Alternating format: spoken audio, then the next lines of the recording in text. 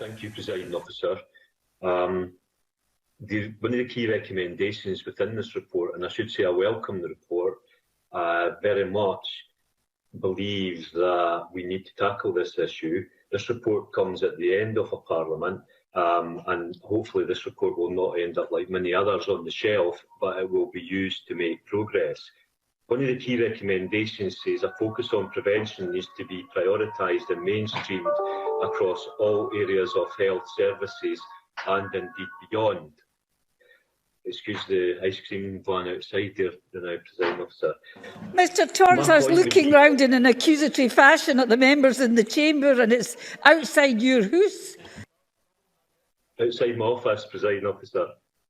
I would draw attention to the fact that back in 2011, the late Campbell Christie chaired a commission that looked at the future delivery of public services in Scotland. And the key to the report, the key action that was required was to invest and to look much more at preventing in terms of health, but right across public services in local government, elsewhere. And sadly, that has not happened. So the fact that we now come to the end of this Parliament in 2021 and we have a report coming forward saying a focus on prevention needs to be prioritised, I would suggest it should have been prioritised, and that is key if we're going to move forward.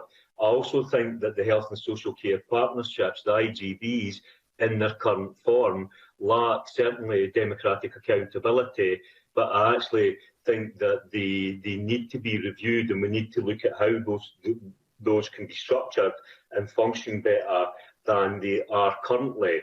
There's always been this, in terms of community care, this tug between funding acute services and funding community care. I think it was Alec Neil in the Parliament last year made a speech on this where he talked about the need to introduce bridging funding so that you could actually bridge the gap between less money having to go into the acute services and more money going into primary care.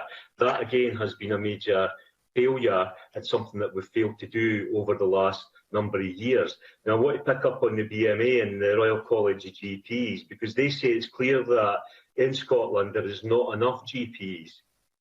They make the point that it should not be an either or between investing and recruiting in GPs or focusing the delivery on other well-staffed workforce areas. It has to be both. And the fact that there has been a commitment to 800 GPs by the government, perhaps in summing up, the Cabinet Secretary can advise on how that's progressing.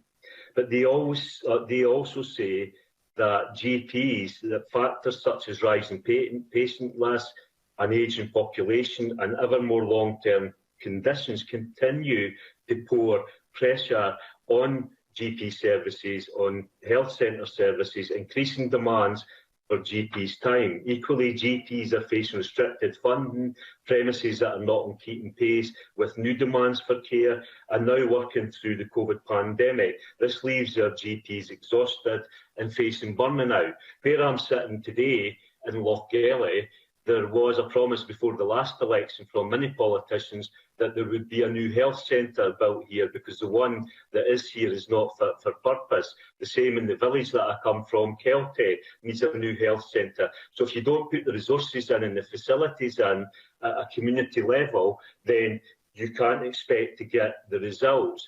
So, this has been a brief time. I'm grateful for your extra time you've given me, Presiding Officer.